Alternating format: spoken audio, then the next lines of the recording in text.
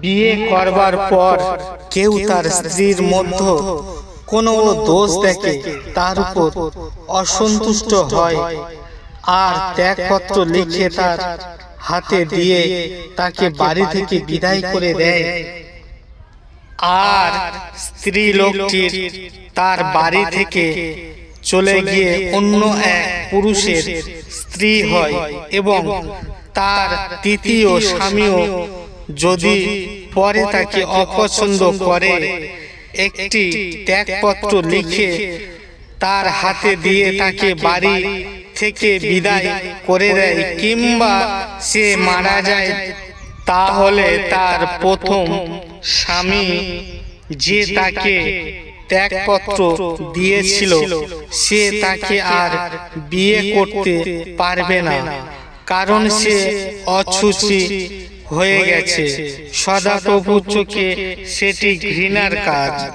তোমাদের ঈশ্বর সদাপ্রভু তোমাদের যে দেশ অধিকারের জন্য দিয়েছেন, তোমরা এইভাবে তার উপর পাপ ডেকে আনবে না।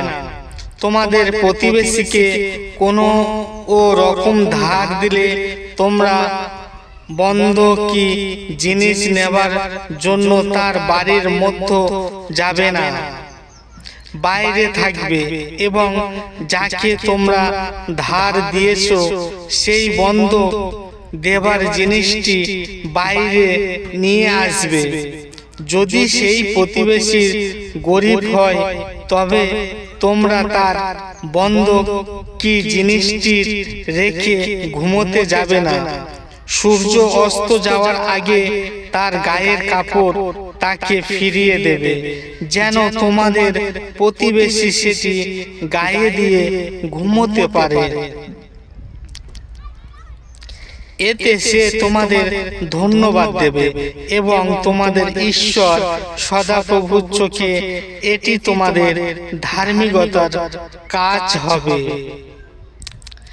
সেই দিন মজুর গরিব বা অভাবগ্রস্ত তার কাছ থেকে সুবিধা নেবে না। সেই মজুর এক ইসরায়েলের ভাই কিংবা একজন বিদেশী যে তোমাদের কোনো এক নগরে বাস করছে, প্রতিদিন সূর্য অস্ত যাওয়ার আগে তার মজুরি দিয়ে দেবে, কারণ তারা গরিব এবং তার উপরেই নির্ভর করে। তা না করলে তারা তোমাদের বিরুদ্ধে সদাপ্রভুর কাছে কাতর হয়ে বিচার চাইবে আর তোমরা পাপে দোষী হবে। ছেলে মেয়েদের পাপের জন্য বাবাকে কিংবা বাবার পাপের জন্য ছেলে মেয়েদের মেরে ফেলা যাবে না। প্রত্যেককেই তার নিজের পাপের জন্য মরতে হবে। বিদেশী কিংবা পিতৃহীনদের বিচারে অন্যায় করবে না, অথবা কোনো বিধবার কাছে থেকে বন্ধক হিসাবে তার গায়ের কাপড় নেবে না। মনে রাখবে, তোমরা মিশরের দাস ছিলে আর তোমাদের ঈশ্বর সদাপ্রভু সেখান থেকে তোমাদের মুক্ত করে এনেছেন। সেই জন্য আমি তোমাদের এই সব করার আজ্ঞা দিচ্ছি। তোমাদের জমির ফসল কাটবার পরে যদি শস্যের কোনো আঁটি তোমার সঙ্গে নিয়ে যেতে ভুলে যাও, তবে সেটি নেবার জন্য আর ফিরে যেও না।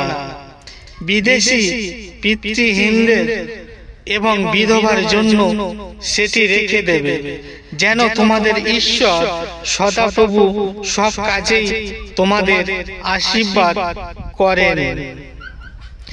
জলপাই পারবার সময় তোমরা একই ডাল থেকে দুইবার ফল পাড়তে তৃতীয়বার যাবে না। যা থেকে যাবে তা বিদেশী পিতৃহীনদের এবং বিধবার জন্য সেটি রেখে দেবে। মনে রাখবে তোমরা মিশরের দাস ছিলে, সেই জন্যই আমি তোমাদের এই সব করার আজ্ঞা দিচ্ছি। লোকদের মধ্যে যখন ঝগড়া হবে সেই বিষয় যেন আদালতে নিয়ে যাওয়া হয়, তবে বিচারকেরা তার বিচার করে নির্দোষকে নির্দোষ এবং দোষীকে দোষী বলে রায় দেবে। দোষীর যদি মার প্রাপ্য হয়, বিচারক তাকে মাটিতে শুইয়ে দোষ অনুসারে যে কটি চাবুকের ঘা তার পাওনা তা তার উপস্থিতিতে দেওয়া যাবে। কিন্তু বিচারক তাকে 40টা বেশি ঘা দিতে পারবে না। দোষীকে এর চেয়ে বেশি চাবুক মারলে তোমাদের ইসরায়েলের ভাইকে তোমার সাক্ষাতে অসম্মান করা হবে। শস্য মাড়াই করবার সময় বলদের মুখে জালতি বাঁধবে না।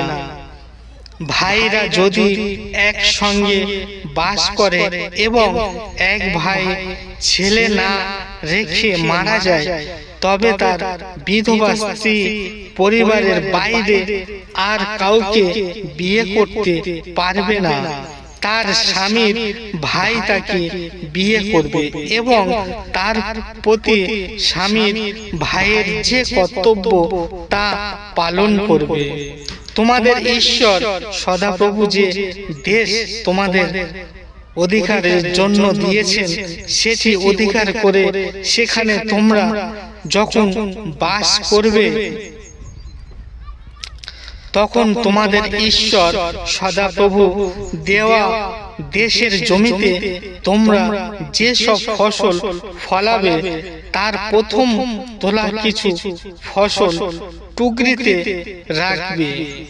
তোমাদের ঈশ্বর সদাপ্রভু নিজের নামের জন্য যে জায়গা তার বাসস্থান হিসাবে মনোনীত করবেন, তোমরা সেইখানে সেই ফসল নিয়ে যাবে। সদাপ্রভু আজকে ঘোষণা করেছেন যে তার প্রতিজ্ঞা অনুসারে তোমরা তারই প্রজা এবং তার নিজের মূল্যবান সম্পত্তি হয়েছে ও তার সমস্ত আজ্ঞা পালন করবে। তিনি ঘোষণা করেছেন যে প্রশংসা, সুনাম ও গৌরবের দিক থেকে তার সৃষ্টি অন্যান্য জাতিদের উপরে তিনি তোমাদের স্থান দেবেন এবং তোমাদের ঈশ্বর সদাপ্রভুর প্রতিজ্ঞা অনুসারে তোমরা হবে তার উদ্দেশ্য পবিত্র প্রজা। আপনি ঈশ্বরের আশীর্বাদ লাভ করতে পারেন। ঈশ্বরকে ধন্যবাদ দিই সুন্দর সুযোগ দেওয়ার জন্য। সবাইকে জয় যিশু।